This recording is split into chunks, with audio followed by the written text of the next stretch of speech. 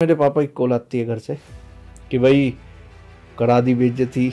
और मेरे पापा ने बढ़िया तरीके से मुझे लपेट दिया, पैसा फूक रहा है तू, तेरे बस की ना है कुछ भी, तू आकर खेती कर, हमें ना कराना तुझे कोई स्पोर्ट वगैरह, मुझे कोई वो नहीं कराना। मैंने जो अपना पावर लिफ्टिंग स्टार्ट कर दिया था, मेरे पापा ने भेजा था 16 की एज में आपने स्टार्ट कर दिया था लिफ्ट करना। जाता था सबके माँ बाप ये बोलते हैं कि तू पढ़, हमें कुछ नहीं कराना।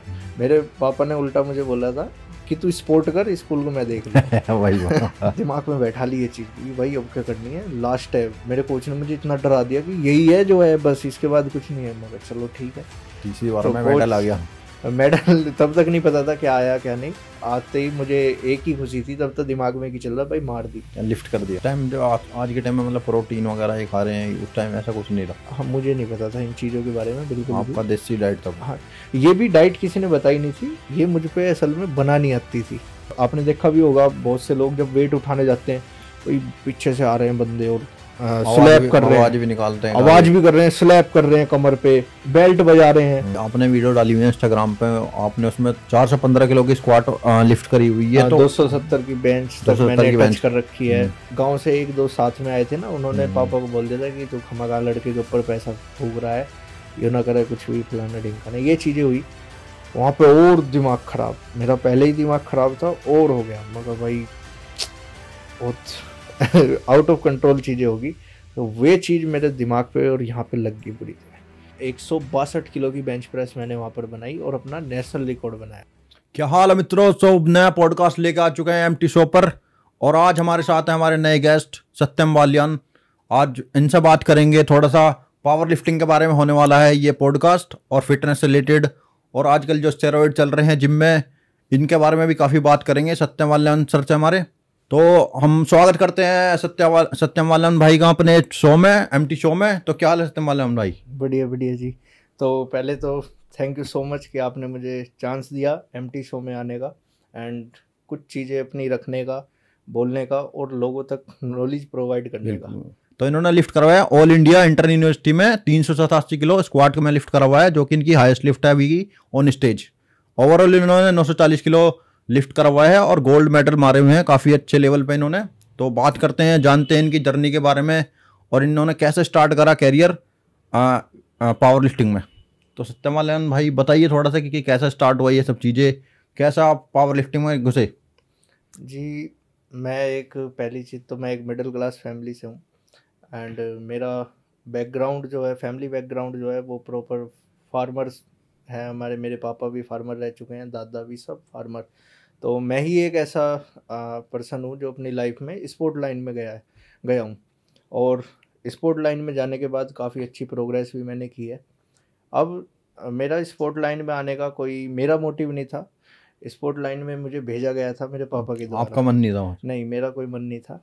पर तो फिजिकलिटी कैसी थी आपकी, जब जो टीनेज एज होती है उसमें फिजिकलिटी कैसी थी आपकी? नहीं, वो तो जो नॉर्मल सबकी रहती है, नेचुरल, बिल्कुल वो बिल्कुल ख़त्म। तो वो खाते पीते घर के जैसे हम थे, बिल्कुल नॉर्मल, पेट बाहर लिकड़ा है जैसा एक बच्चा होया करता है 16-17 साल का। मैं इसी एज में स्पोर्ट लाइन में मुझे डाल दिया गया था मेरे पापा के द्वारा। वो इसलिए कि पापा को हमारे शुरू से ही शौक था गवर्नमेंट जॉब का, क्योंकि वो नहीं कर पाए थे। वो चाहते थे कि मेरा, हर एक मिडिल क्लास फैमिली का आजकल काफ़ी लोगों का यही होता है कि भाई जो हम नहीं कर पाए वो हमारे आने वाली जनरेशन करे। तो मेरे पापा का भी सेम ही था। देन उन्होंने इसी चीज़ को सोचते हुए मुझे स्पोर्ट लाइन में डाला।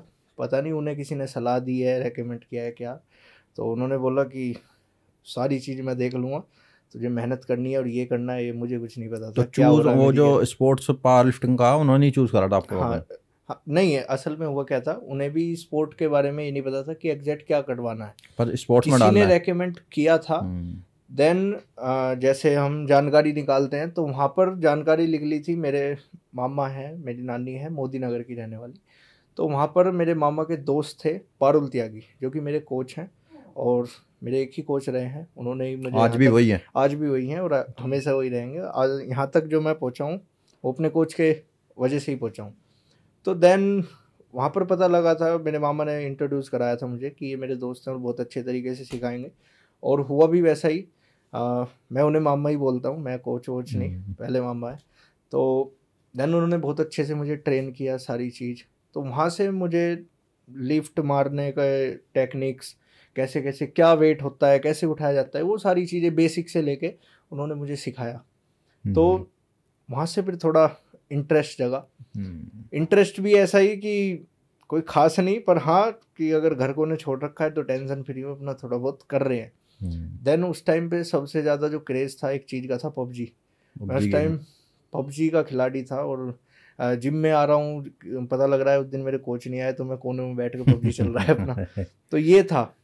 तो होता भी है भाई, शुरू में किसी का शौक होता है मेहनत करने का।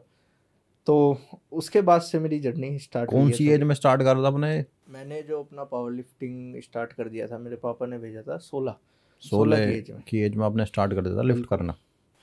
तो 16 साल की एज में मैं अपना आ गया था। बिल्कुल ना मेरा कोई दाढ़ी मूंछ कुछ नहीं था, बिल्कुल नॉर्मल जेनेटिक्स। देन उसके बाद हमने अपना स्टार्टअप किया। तो मैंने मेरे पापा ने मुझे एक ही बात बोली थी कि मुझे तुझसे मेडल चाहिए ऑल इंडिया में। मुझे नहीं पता था ऑल इंडिया होता तो क्या है। स्कूल नहीं जाते थे उस टाइम आप? जाता था। सबके माँ बाप ये बोलते हैं कि तू पढ़, हमें कुछ नहीं कराना। मेरे पापा ने उल्टा मुझे बोला था कि तू स्पोर्ट कर, स्कूल को मैं देख लूँगा। वही बात। तो यहाँ से ही हमारी शुरुआत हुई। फिर स्कूल की टेंशन ख़त्म, तो वहाँ पे पबजी पे ध्यान था प्रॉपर। देन उसके बाद थोड़ा थोड़ा हमने लिफ्ट करना स्टार्ट करा, थोड़ी थोड़ी मारनी स्टार्ट करी। मेरे याद है मैंने जो अपनी पहली बार बेंच प्रेस ली थी वो 40 या 42 किलो के समथिंग मारी थी। वो भी इस वजह से क्योंकि जेनेटिक्स हमारे विलेज वाले हैं भाई, तो थोड़ा सा इतना तो फर्क। बनता है। तो वहाँ से मैंने 40 या 45 किलो की अपनी बेंच प्रेस मारी थी। तब मेरे कोच ने भी मुझे कहा था कि ये लड़का काफ़ी आगे तक जाएगा। तो तब हमने मेहनत करनी स्टार्ट करी, और इतनी सीरियस नहीं थे पर हाँ लग रहे थे, क्योंकि हमारे जिम में और भी ऐसे लड़के थे जो काफ़ी वेट मार रहे हैं और बढ़िया करके रोड उनकी फुल भरी हुई है, और मैं उन्हें देखता था यार ये हो क्या रहा है।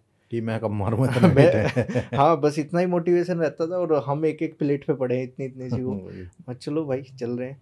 तो हुआ क्या कि थोड़े टाइम बाद ऐसी तैयारी करते करते स्टेट आ गया। मुझे नहीं गेम पता था कि स्टेट क्या होता है, मुझे बताया गया कि कंपटीशन आ रहा है और हम कंपटीशन। सब खेलने जा रहे हैं। तो मेरे कोच ने कहा तू भी चलेगा। मैं जी मैं क्या करूँगा वहाँ पे, और जो तू यहाँ कर रहा है वही तुझे वहाँ पे करना है। मैं कहा तो चलो। तो मेरे याद है हम सबसे पहले गए लखीमपुर। लखीमपुर। लखीमपुर खेली है, हमारा बरेली के पास पड़ता है। वहाँ पर हमारी स्टेट चैम्पियनशिप हुई थी। अब से करीब 6 साल पहले 6 या साल 7 साल पहले, हाँ 6 या 6.5 साल पहले। तो वहाँ पे हुआ क्या, सारी मैंने वहाँ पर देखा, मोटिवेशन सी आई थोड़ी। तरह तरह के लड़के आ रहे हैं, बेंच प्रेस मार के जा रहे हैं, और कोई इतना वेट मार रहा है, कोई इतना वेट मार रहा है। मैं कहा यार बढ़िया है। और वहाँ पे फिर अपनी बारी आई सब जूनियर की, तो हम वहाँ पे खेले भी। हुआ क्या, मैं वहाँ पे घबरा गया, एक पहली बार नर्वस होता, फील हो गया, नर्वस हाँ हो एक जाता। तरीके से। तो वहाँ पर जाकर नर्वस फील हो गया, पता लग रहा है बेंच आ तो गई वही लिफ्ट ही नहीं हो रही। तो अपना छोड़ के आगे, कितना वो तो फेल कितना हो गई। कितना ट्राई करा था उस टाइम वहाँ आप? पे मेरे याद है समथिंग 55 से 60 किलो से मैंने 55 से? पहली लिफ्ट ली थी। इतनी तो बढ़ गई थी तो वैसे। इसमें वेट के हिसाब से होता होगा ना, आई थिंक कि 55 किलो 60 किलो उसके अंदर मारना, या फिर कोई भी स्पोर्ट हो, ओपन में भी मार सकते हैं? हाँ मैं आपको बताता हूँ, कोई भी स्पोर्ट हो, हर एक स्पोर्ट में कैटेगरी वेट बनाई गई है, कैटेगरी। वेट कैटेगरी बनाई गई है। दूसरा एज कैटेगरी बनाई गई है। एज कैटेगरी क्या होती है हमारी, सब जूनियर, जूनियर तो उसमें 18 एंड से नीचे होते हैं? सीनियर। सब जूनियर में जो होते हैं वो 18 से नीचे नीचे वाले होते हैं, और जूनियर में जो होते हैं वो 24 साल से नीचे के होते हैं। 24 से नीचे। देन 24 से ऊपर जो होता है वो सीनियर में चला सीनियर। जाता है। देन उसके बाद मास्टर 1, मास्टर 2, मास्टर 3, ऐसे पहुँचते रहते हैं। तो उस टाइम आपका वेट कितना था जिस टाइम आप वो लिफ्ट कर रहे थे? समथिंग 85 के करीब था मेरा 85 वेट। 85। तो मुझे नहीं पता था मैं क्या कर रहा हूँ, कौन सी कैटेगरी में खेल रहा हूँ, कौन सी सब जूनियर में खेल रहा हूँ या जूनियर में, मुझे नहीं पता था। मुझे मेरे कोच ने कहा कि भाई जो तू वहाँ कर रहा था वो तुझे यहाँ पे करना है, देन कुछ लेके जाएंगे यहाँ से। तो मुझे जी ठीक है, वहाँ भी कर रहे थे यहाँ भी कर देंगे। मैं गया और वो वही वाली बात आ तो गई, वो लिफ्ट ही नहीं हुई। तो मैं स्टेज से आता हूँ, वहाँ पे मेरे कोच लपेट देते हैं मुझे, क्या कर रहा है, यही सिखाया हमने तुझे, वही तो करना है जो तू वहाँ कर रहा था। मुझे जी अब के पक्का मार दूंगा। तो दूसरी बार भी गए भाई, वही लिफ्ट थी। ऐसा होता है पावर लिफ्टिंग में, आप लिफ्ट बढ़वा नहीं सकते जब तक आप उस वो लिफ्ट वाली को क्लियर ना क्लियर करें। नहीं कर देते। तो वही हुआ, फिर दोबारा गया मैं, गया फिर मोटिवेशन में बढ़िया जुनून में कि भाई अब क्या तो आ रही है पार। तो देन फिर वही हुआ मेरे साथ। फिर दोबारा नर्वस। अब नर्वस नहीं था, अब क्या हुआ, लाया गहरी मार दी। पीछे मेरा रेफरी देख रहा है ये क्या हो रहा है। रेफरी क्या करता है, जब तक आप रेफरी की कमांड नहीं सुन लेते, रेफरी के हिसाब से आप लिफ्ट अप नहीं कर सकते। मतलब आपने जिम के वैसे मार दी, ठा के वैसे बस मार दी, तो तब तक आपकी लिफ्ट पास नहीं मानी जाएगी। तो मार तो दी, बढ़िया मारी आया, कोच भी खुश, मैं सबसे ज़्यादा खुश, भाई मार दी, कोच ने कहा हमने मार दी। पता लग रहा है वो रेड लाइट दिखाई दे रही है, तीनों झंडी रेड उठ गई, तो लिफ्ट फेल। तो फिर मेरे कोच ने सुनाई, अब मार तो आया, कम से कम दूसरे वे 3 लोग बैठे हैं, वे किस लिए बैठे हैं। मगर जी मुझे नहीं पता था। तो जब तक वो ना बोल रहे हैं कि स्टार्ट, तब तक तुझे बेंच नीचे नहीं लेके आनी है। जब तक वो ना बोले प्रेस, तब तक तुझे प्रेस नहीं करना है। जी ठीक है। और जब मैंने अपना स्टार्ट किया था ना, उसके समथिंग 2.5 से 3 महीने बाद ही ये चैंपियनशिप आई थी, इसके कारण मुझे मेरे कोच इतनी चीज़ें बता भी नहीं पाए थे। यही कारण है कि वो स्टेज पे मुझे सिखा जल्दी हो गया। हाँ जल्दी हो गया। तो देन दिमाग में बैठा ली ये चीज़ कि भाई अब क्या करनी है, लास्ट है। मेरे कोच ने मुझे इतना डरा दिया कि यही है जो है, बस इसके बाद कुछ नहीं है। मगर चलो ठीक है। तो मैं गया देन, तो अब क्या फोकस था पूरा, तो अब क्या करा और लिफ्ट भी कर दी, तो हो गया। अब क्या तीसरी बार तो में मेडल आ गया। मेडल तब तक नहीं पता था क्या आया क्या नहीं। आते ही मुझे एक ही खुशी थी, तब तक दिमाग में कि चल रहा भाई मार दी, लिफ्ट कर दिया। लिफ्ट कर दी। स्टेज से नीचे आते हैं, मेरे कोच ने कंधे पर हाथ रख के बोला शाबाश। अरे ठीक, बस अपनी छाती यहीं चोटी हो गई थी। देन हम गए अपने रूम पे वगैरह, होटल वगैरह लेके रहना पड़ता है।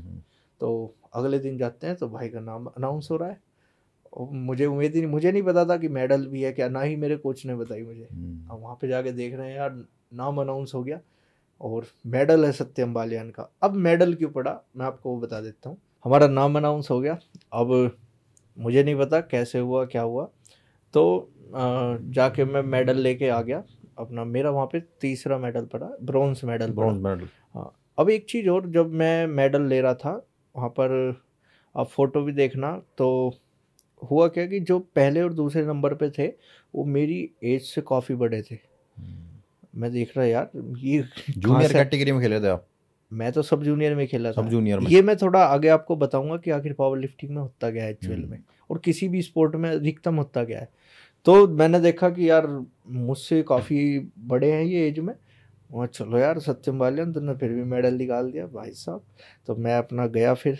देन जो हमारे दोस्त बन जाते हैं भाई, जब आप किसी भी चीज़ में हो, तो जिम के ही दोस्त, मैंने उनसे पूछा यार मेडल पड़ा कैसे, 60 किलो में किसने मेडल दे दिया मुझे 50 किलो में। तो देन उन्होंने बताया कि भाई तेरी कैटेगरी में इस 93 कैटेगरी में खेले ही 2 पर्सन थे, तीसरा तू था। तुम्हें आपको मिल गया तो इसलिए फिर तीसरा कहाँ जाएगा। तो ये चीज़ मुझे नहीं पता थी, तब मुझे पता लगी कि तीसरा पड़ा कैसे। मगर तो यार ये तो फ्री का ही है, ये हजम नहीं हो रहा। पर कोच की शाबाशी थी तो कॉन्फिडेंस बढ़ा। एक चीज़ आई, जो ताली बज रही थी, क्लैपिंग बज रही थी, उनके लिए जो फर्स्ट पे थे सेकंड पे थे, वो चीज़ यहाँ पे टच करी। तब फिर थोड़ा सा दिमाग में कहो या दिल में कहो, एक जुनून मोटिवेशन आया कि भाई नेक्स्ट बार पहले पे जाएंगे। तो वहाँ से फिर अपना स्टार्ट किया आगे थोड़ा। जितने भी हमारी साथ के थे जो जिम में करते थे ऑलरेडी, उनके साथ मैं घुलना मिलना स्टार्ट हो गया कि भाई कैसे करते हो क्या है। तब मुझे और थोड़ी सी डीपली नॉलेज मिली उनसे रह के, कैसे सांस भरना है, कैसे ब्रीथ करनी है। टेक्निक मतलब कैसे करना, टेक्निक्स पता लगी, कितने पैर चौड़े करने हैं, कितने वाइड करने हैं, कितने कम करने हैं, ये सब चीज़ें पता लगी। कितने होने चाहिए, कैसे बैठना है, कितना बैठना है, और कब उठना है, ये सब चीज़ें। तो ये सब चीज़ें धीरे धीरे पता लगने लगी। देन हम प्रोसेस, हमारा मामला आगे चलता रहा चलता रहा। तो तब हमारी फिर ऐसे ही प्रैक्टिस करते करते करते करते मैं अपना नेचुरल था, अच्छे तरीके से अपना ऐसे ही चल रहे थे, घर के खाने पे मैं चल रहा था। तो मेरा घी, उस टाइम मैं डाइट में बता देता हूँ मेरा क्या चलता था। मेरा घी चलता था, घी के लड्डू चलते थे। कितना कितना चलता था वो ध्यान है आपको? कोई मैं जितना नाप के नहीं लेता था। अब आपको पता है भाई, आप भी गांव से ही हो, कि गांव में किस तरीके से खाना होता है, और वो भी माँ के हाथ का भेजा हुआ। तो कोई उसका वो नहीं था। मेरे जो डिब्बा आता था वो इतना बड़ा आता था, समथिंग 8 से 10 किलो का। तो मैं उसमें अपना पूरा एक चमचा टाइप भर के और लेता था। अब सबसे मज़े की चीज़ क्या थी मेरी उस टाइम, हलवा चलता था मेरा, हलवा। देसी घी का, बेसन का हलवा। उसमें ड्राई फ्रूट्स पड़ते थे और बढ़िया, ये मेरी शाम की डाइट थी। उस टाइम जो आज के टाइम में मतलब प्रोटीन वगैरह ये खा रहे हैं, उस टाइम ऐसा कुछ नहीं था। हाँ, मुझे नहीं पता था इन चीज़ों के बारे में बिल्कुल भी। आपका देसी डाइट था वो। हाँ, ये भी डाइट किसी ने बताई नहीं थी, ये मुझ पे असल में बनानी आती थी। अब भाई बाहर रह रहे हो, मैं अपने घर से समथिंग समथिंग 100 से 150 किलोमीटर दूर रह रहा था, तो कोई बनाने वाला तो था नहीं। तो दोपहर में टिफिन लंच लग रहा था, लिफ्टिंग करते हुए हमें बच जाते थे 10-11, रात तक हम लिफ्टिंग करते थे शाम के 5 बजे से। तो अब खुद ही बनाना है ओबियसली। तो मेरे पास जो प्रोडक्ट रखे होते थे वो सिर्फ घी, बेसन वगैरह ये चीज़। अब भाई को आता था सिर्फ एक ही चीज़ बनानी, वो है बेसन का हलवा, और वो मुझसे अच्छा कोई बना भी नहीं सकता आज भी। तो यही कारण है कि वहाँ पे फिर मैं अपना देसी घी का हलवा बनाता था, और वो भी काफ़ी क्वांटिटी में। मैंने अपने कोच को भी खवाया, कोच भी वाह भाई मज़ा आ गया। ऐसा हलवा हमने आज तक नहीं खाया, क्योंकि उसमें मैं ड्राई फ्रूट्स ही इतने डालता था। ट्रेनिंग कितने टाइम तक करते थे, मतलब टाइम पीरियड क्या होता था उसका, कितने हमारा घंटे? कोई टाइम पीरियड नहीं था, क्योंकि उसमें ऐसा नहीं है कि 4 घंटे कर रहा हूँ तो मेरी ट्रेनिंग कंटिन्यू चली रही है। हमारा ग्रुप ही इतना बड़ा था जिम का, समथिंग समथिंग 10 से 12 लड़के एक साथ कर रहे होते थे। अब ऐसा क्यों? वो उसकी वजह है हमारे कोच। भाई जो आपके कोच थे वो क्वालिफाइड थे या फिर वो किस लेवल के कोच थे वो? देखो मैं आपको बताऊं, मेरे जो कोच हैं वो पारुल त्यागी, मैं पहले बता चुका हूँ, वो एक इंटरनेशनल खिलाड़ी रह चुके हैं। और जिसमें वो अच्छा, वो ऑलरेडी खेल चुके हैं वो खेल। वो इंटरनेशनल तक जा चुके हैं, जिसमें वो एशिया मेडलिस्ट भी हैं, अच्छा वो अच्छा अच्छा। नेशनल मेडलिस्ट भी कई बार रह चुके हैं। और सबसे मज़े की चीज़ कि यूपी के वेस्ट जोन के सेक्रेटरी वो रह चुके हैं गवर्नमेंट में। तो ऐसे पर्सन के अंडर में मैं अपनी ट्रेनिंग कर रहा था। अब जैसे कि मैं आपको बता रहा था कि हमारा ग्रुप बहुत बड़ा था, इतने लड़के अगर उनके पास ट्रेनिंग कर रहे थे कोई तो वजह होगी, और ऐसे ही लड़के नहीं थे वो, कुछ वेट वो मारते थे अच्छा। जिन्हें देख के अलग ही मोटिवेशन मन में आता था। अब वेट क्या, उनकी रोड फुल भर जाती थी वेट पे, और पट्टी बनती थी इतनी टाइट टाइट, और हा हू, और बढ़िया हमारे कोच भी फुल मोटिवेट करते थे कि भाई लग जाएगा फलाना ढिमकाना। अब ऐसा नहीं है, कोच स्ट्रिक भी बहुत होते हैं, हमारे कोच भी स्ट्रिक होते थे कभी कभी। और स्ट्रिक पना इस तरीके से कि हमारे पे बेल्ट बजती थी। पर आई थिंक अभी भी हम देखते हैं इंडिया जो ओलंपिक्स में मेडल नहीं ला पा रहे, वो वेट लिफ्टिंग हो या फिर बहुत कम स्पोर्ट्स में मेडल आ रहे हैं, गोल्ड मेडल में, क्या रीज़न है उसका? अब उसका हम रीजन काफ़ी सारे रीजन है। देखो मैं कोच का क्या? भी बोल लूँगा, कोच का भी रीजन हो सकता है। देन प्रॉपर डाइट वगैरह, ये सब चीज़ें भी हो सकते हैं। और सबसे मेन चीज़ जो है वो सपोर्ट सपोर्ट इंडिया में कम मिलती है बेसिकली। मिलती नहीं है, मैं तो ये बोल लूँगा। इंफ्रास्ट्रक्चर भी आई थिंक कम ही है, जो इक्विपमेंट हैं हमारे पास अच्छे। सब उस लेवल के नहीं है जो एक आउट ऑफ कंट्री क्योंकि अभी भी वाले। आई थिंक मुझे लगता नहीं कि ओलंपिक्स में कभी किसी ने पावर लिफ्टिंग में या वेट लिफ्टिंग में आई थिंक गोल्ड मेडल नहीं अब आया। आए हैं वो भी, मीराबाई चानू है हमारी वेट लिफ्टर, लेडी है, वो मेडल लेके आई है। पावर लिफ्टिंग तो खैर ओलंपिक में नहीं आया है। वेट लिफ्टिंग है उसमें। हाँ, वेट लिफ्टिंग है, पर पावर लिफ्टिंग का एक फेडरेशन है, वर्ल्ड्स गेम। World game. और उसमें हमारा वो एक तरीके से कॉमनवेल्थ आप मान सकते हो। तो इतने बड़े लेवल पे हमारा पावर लिफ्टिंग का स्पोर्ट जाता है।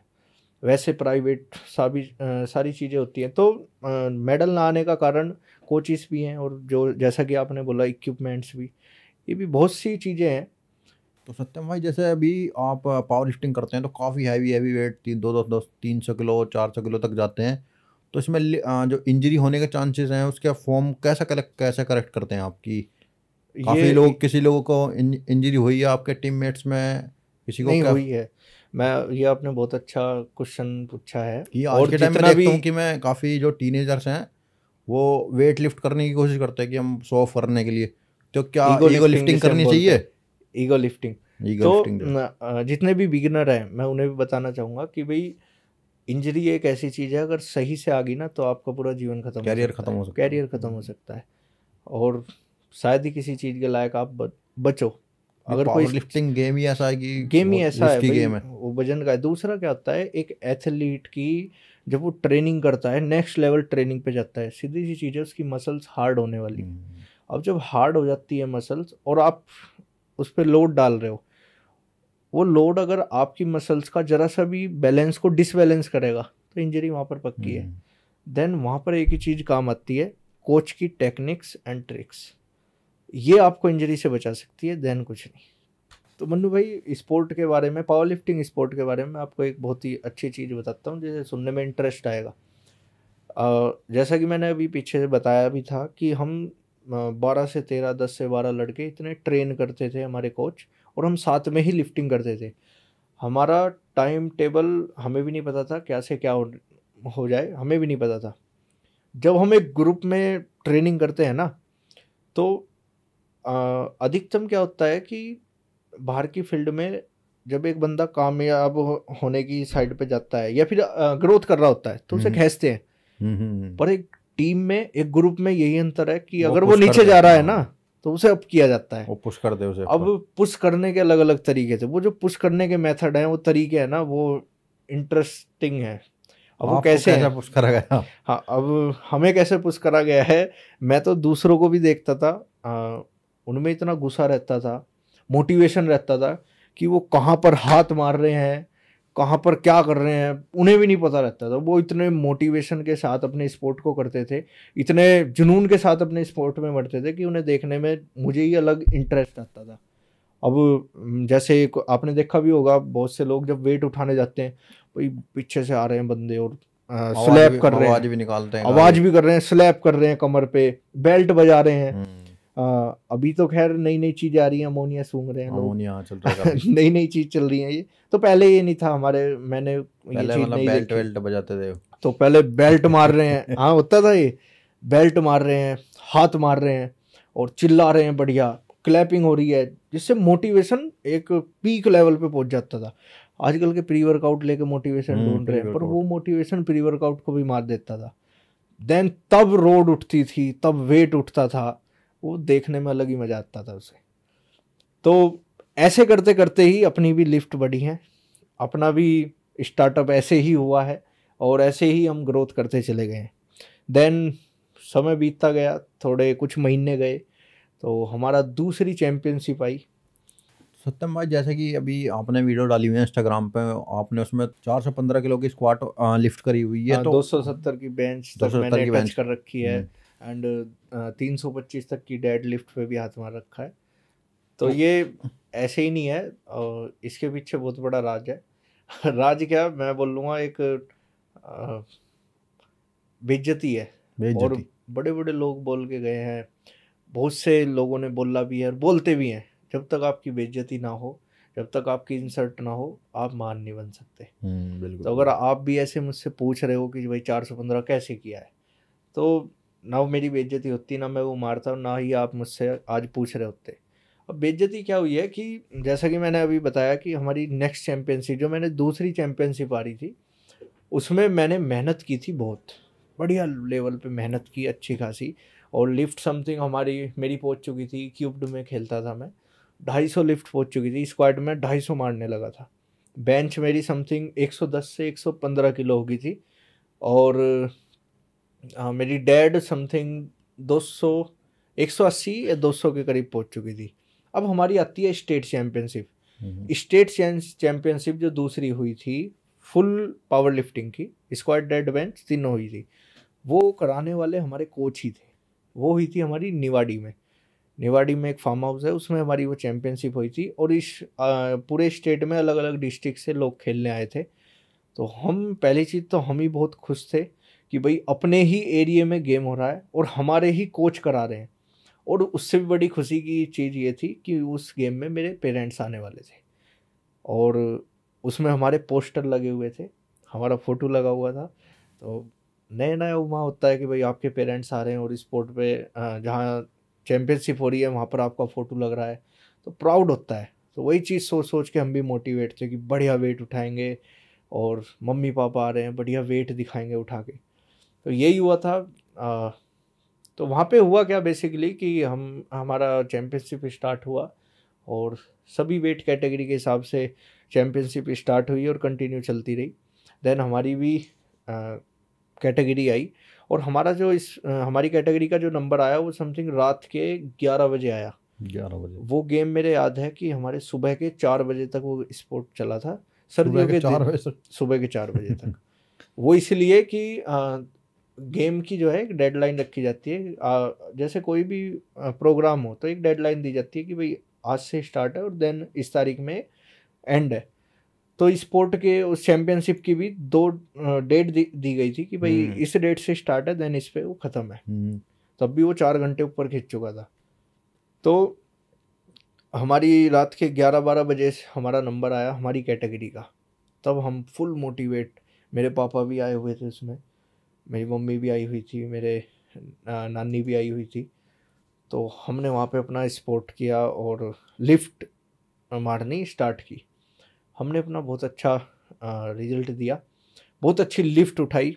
मैंने वहाँ पे, मेरे याद है मैंने स्क्वाड जो मारी थी वो 240 किलो की मारी थी, और जो मैंने डेड मारी थी समथिंग समथिंग 195 किलो या शायद 190 किलो के करीब मारी थी, और सब जूनियर में ही मैं खेल रहा था। और बेंच जो मारी थी वो समथिंग 105 किलो या 107 किलो, इतनी मैंने अपनी बेंच मारी थी। मतलब मैंने अपना टोटल बहुत अच्छा दिया था, क्योंकि तैयारी ही फुल मोटिवेशन के साथ की थी कि भाई पापा आ रहे हैं, मम्मी आ रही है और देखेंगे।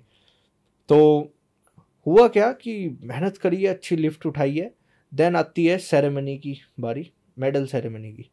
तो मेडल के नाम अनाउंस होते हैं। मुझे पता थी, मैं कहा यार बढ़िया मेहनत की है, लिफ्ट उठाई है, तेरा अब क्या पक्का है, क्योंकि पिछली बार जब बिना मेहनत करे ही तीसरा आ तुम्हारा गया था। आपने एक्सपेक्टेशन कर ली थी। अब क्या, तो गोल्ड पक्का है। तो मैं फुल मोटिवेट था और पापा को सबको बोल दिया कि गोल्ड पक्का है अब के तुम्हारे लड़के का, तो पहले नंबर पे तुम्हारा लड़का होगा। तो मम्मी पापा भी खुश थे। तो देन हमारा मेडल सेरेमनी के नेम अनाउंस होते हैं। तो पहले नंबर पे जो लड़का आया हमारा, वो यूपी का गोरखपुर साइड का वो लड़का था, तो उसका नाम अनाउंस हुआ। देन दूसरा हमारा यूपी का ही था, वो भी पता नहीं कहाँ से था, दूसरा उसका आ गया मेडल। और आपने तीसरे सोचा पे कि तीसरे पे आ जाएगा मेरा? तीसरे पे मेरा आया, आपका तीसरे पे तीसरे आ पे आ गया? गया। अब मजे की चीज़ क्या थी कि उसमें भी हम 3 ही खेल रहे थे कैटेगरी में। वही सेम रिपीट हो गया। हाँ। अब मेरा दिमाग खराब, दिमाग खराब इसलिए कि भाई मम्मी पापा के सामने बेइज्जती, पहली चीज़ तो ये। दूसरी चीज़, तैयारी करी है, मेहनत करी है, अब की बार मैं रो पड़ा। मैं रो पड़ा और मेरे पापा ने मेरे आंसू देखे। पापा मेरे से बहुत लाड करते थे, प्यार करते थे। तो वो भी इमोशनल हुए देख के। तो मैं वहाँ पे रो पड़ा, मम्मी ने मेरी बहुत समझाया, और यहाँ तक कि मेरे कोच से मेरे पापा बातचीत करने चले गए कि ये क्या हुआ, हमारे लड़के ने इतनी मेहनत करी है, एक्सेट्रा एक्सेट्रा, बहुत चीज़ बातचीत हुई। पर मुझे नहीं पता था, मैं तो सिर्फ एक ही बात जान रहा था, यार बेइज्जती होगी और मेहनत करी और यार मेडल नहीं आया। दिमाग खराब, वहाँ से बहुत बेइज्जती फील मेडल तो हुई। आया था आपका वैसे हाँ। जो एक्सपेक्टेशन मैंने लगा रखी थी वो मेरे साथ नहीं हुआ, वो मुझे नहीं मिला। कोई नहीं, हम अपना सारा, क्योंकि चैम्पियनशिप को कराने वाले मेरे कोच ही थे, तो हमने सारा सामान वहाँ पे सिंगवाया, वेट जाता है जिम से, वो सब ढोया। अगले दिन मैं उदास था। मेरे कोच ने मुझे बैठाया, पूछा क्या हुआ भाई, मगर ऐसे ऐसे हुई है। मैंने तो मेहनत भी करी, मेरा जब भी गोल्ड नहीं आया। उन्होंने मुझे समझाया कि भाई ऐसे ऐसे है, एक बार में ही नहीं होता सब कुछ, लोग इतने गिरते हैं वो होते हैं। मुझे कुछ समझ में नहीं आया था, मुझे सिर्फ एक ही चीज़ पता थी, भाई तूने मेहनत करी है, तुझे गोल्ड क्यों नहीं आया। उसके बाद देन मेरे पापा की कॉल आती है घर से कि भाई करा दी बेइज्जती, और मेरे पापा ने बढ़िया तरीके से मुझे लपेट दिया, पैसा फूक रहा है तू, तेरे बस की ना है कुछ भी, तू आकर खेती कर, हमें ना कराना तुझे कोई स्पोर्ट वगैरह, मुझे कोई वो नहीं कराना। तो हुआ क्या था कि फिर मम्मी ने मुझे बाद में बताई थी कि जो गांव से एक दो साथ में आए थे ना, उन्होंने पापा को बोल दिया था कि तू खमगा लड़के के ऊपर पैसा फूक रहा है, ये ना करे कुछ भी, फलाना ढिमकाना, ये चीज़ें हुई। वहाँ पे और दिमाग खराब, मेरा पहले ही दिमाग खराब था और हो गया, मगर भाई बहुत आउट ऑफ कंट्रोल चीज़ें होगी। तो वे चीज़ मेरे दिमाग पे और यहाँ पे लग गई बुरी तरह कि भाई अब कुछ करना है, क्योंकि सीख मैं चुका था काफ़ी चीज़ें कि भाई अब कुछ करना है। वहाँ पे मैंने पापा को एक ही चीज़ बोली थी कि पापा अ, अगर मेरा नेशनल में सिलेक्शन होता है, मुझे नहीं पता था होगा या नहीं होगा, अगर मेरा नेशनल में सिलेक्शन होता है, मैं मैं आपको नेशनल के सारे रिकॉर्ड ला के दूंगा। पता नहीं मैंने कहाँ से ये बात बोल दी। मैंने पापा को यही बोला कि सारे नेशनल के रिकॉर्ड तोड़ के आपको ला के दूंगा और गोल्ड मेडल ला के दूंगा, चाहे मुझे कुछ भी करना पड़ जाए। तो यही चीज़ हुई। उसके बाद फ़ोन कट गया। देन हम अपनी प्रिपरेशन पे जाते हैं। मैं अपने कोच से मिलता हूँ। अब मेरे कोच जो थे वो वेस्ट जोन सेक्रेटरी थे, मैंने आपको बताया पहले भी। तो मैं अपने कोच के सामने रो पड़ा, मामा जी मुझे नेशनल खेलना है, कैसे भी खिलाओ, मुझे नहीं पता। तो बोलते हैं भाई तू तीसरे नंबर पे है, सिलेक्शन ही नहीं होता तीसरे वालों का, तो पहले नंबर वालों का सिलेक्शन जाता है। वो मैं इसके रिकॉर्ड तोड़ूंगा और मुझे नेशनल में सिलेक्शन चाहिए। तो वहाँ पे मैं अपने कोच से बहुत रिक्वेस्ट करी। तो मेरे कोच ने वहाँ पर एक ही चीज़ देखी कि अगर तू इन 15 दिनों में मुझे रिजल्ट दिखा देता है, 15 से 20 दिनों में, अगर मुझे लगा कि हाँ तू और सीरियस होकर मंडा है और मुझे लगा कि हाँ वाकई ही तू सीरियस है स्पोर्ट को लेकर, तो मैं कुछ सोचूंगा। तो भाई एक नेशनल रेफरी है, तो इतनी तो पावर उसके हाथ में होगी। तो मैं इस उसमें हो गया कि हाँ भाई अब सिलेक्शन पक्का है। मैंने उस टाइम मेहनत करनी स्टार्ट करी। मैंने अब से कोच से ये भी बोला कि अब मुझे कुछ नहीं पता, मुझे इसमें मेडल चाहिए। आप जो मुझे खाने को बोलोगे मैं खाऊंगा, जो मुझे करने को बोलोगे मैं करूंगा, जितनी मेहनत बोलोगे मैं उतनी करूंगा।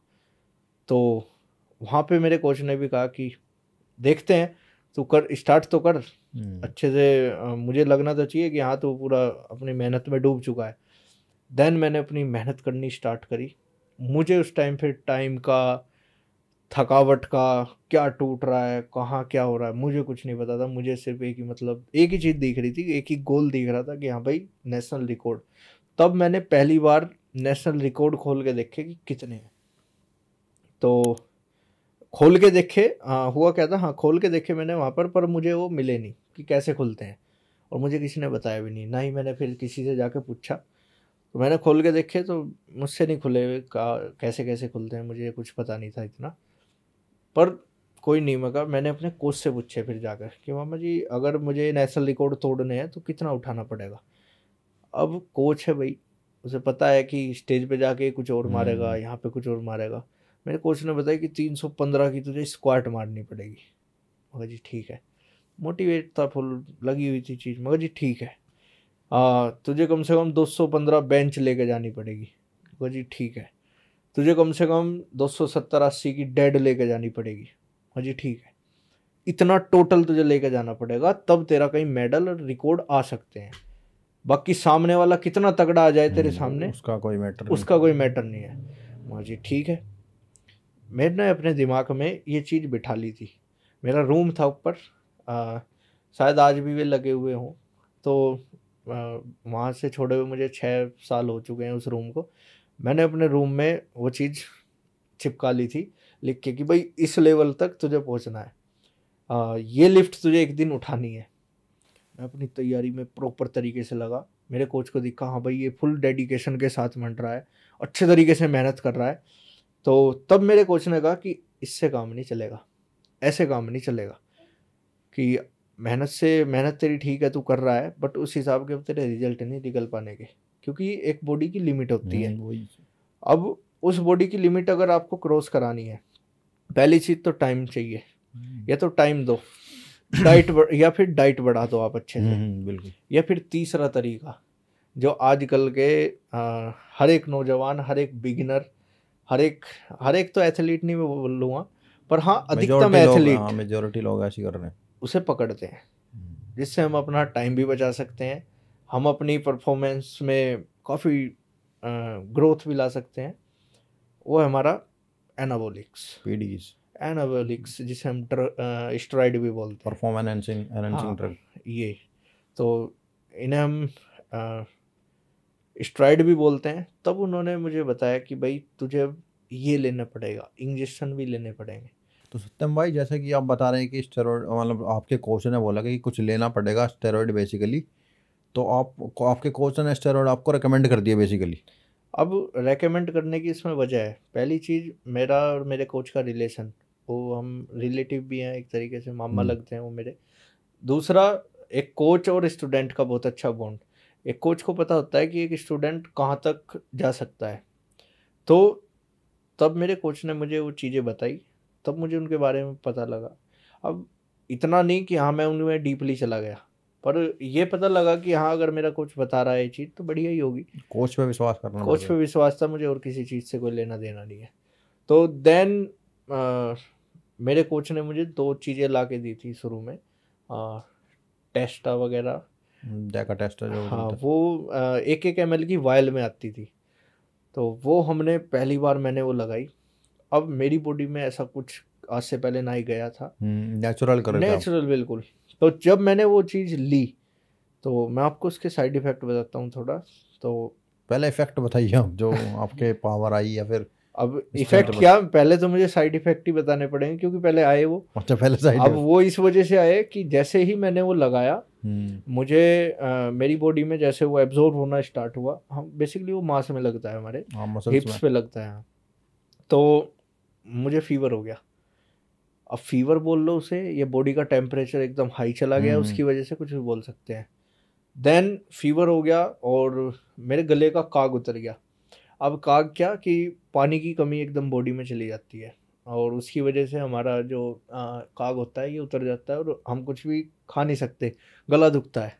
कभी कभी ये नज़ले में भी हो जाता है, आपने देखा होगा। हाँ। तो वो हो गया, मैं कुछ भी खा नहीं पा रहा। तब मेरे कोच ने उनके थोड़ी चीज़ें बताई कि भाई तुझे ये सपोर्टिव चीज़ें भी चलानी पड़ेगी। तब मैंने पानी ज़्यादा से ज़्यादा पीना स्टार्ट किया, BCAA वगैरह और प्रोटीन वगैरह, ये सब मेरे कोच ने मुझे रेकमेंड की कि अगर तुझे इनसे लड़ना है और इनसे रिजल्ट निकालने हैं तो तुझे उस लेवल की डाइट भी पहुंचानी पड़ेगी। जो नेचुरल जैसी वहाँ तक डाइट थी नहीं। उस टाइम वो काम नहीं करेगी। अब होता क्या है ना, बेसिकली स्पोर्ट में क्या है कि जो मैं देख रहा था कि मेरे साथ जो पहले दूसरे नंबर पे आए भी थे वो मेरी एज से काफ़ी बड़े थे। और सीधी सी चीज़ है भाई, मैं किसी स्ट्राइड को प्रमोट नहीं कर रहा, ना ही मैं किसी को रेकमेंड कर रहा हूँ कि आप लो। पर एक चीज़ है कि वो compete करने के लिए लेना पड़ता है अगर बेसिकली। आपको एक नेक्स्ट लेवल तक जाना है तो सीधी चीज़ है, एक तरफ एल्टो चल रही है, एक तरफ फरारी है। अब फरारी को टक्कर देने के लिए एल्टो नहीं काम नहीं करेगी। करेगी भाई, तो आपको भी फरारी में कन्वर्ट करना पड़ेगा उसे। जब अगला बंदा ले रहा है तो आपको तो गोल्ड सीधी सी लाना है तो लेना ही बिल्कुल। पड़ेगा। देन उसके बाद जो प्लस पॉइंट है वो आपकी मेहनत है और उससे आप कितने अच्छे रिजल्ट निकाल सकते हो ये आपके ऊपर डिपेंड करता है। तो यही चीज़ हुई। देन अब बात करते हैं रिजल्ट की। अब रिजल्ट कैसे आने स्टार्ट हुए। अब मुझे फीवर हुआ, नेक्स्ट डे जब मुझे रिजल्ट लगा, मेरी बॉडी में हीट, देन मेरी मसल्स में एक तरीके से अलग ही नेक्स्ट लेवल की स्ट्रेंथ रही। 4 से 5 दिन बाद या 1 हफ्ते बाद आप बोल सकते हो कि मेरी लिफ्ट में भी एकदम से बूम आ गया। ये बोल दो कि बहुत ही लिफ्ट, मेरा PR हिट हो गया।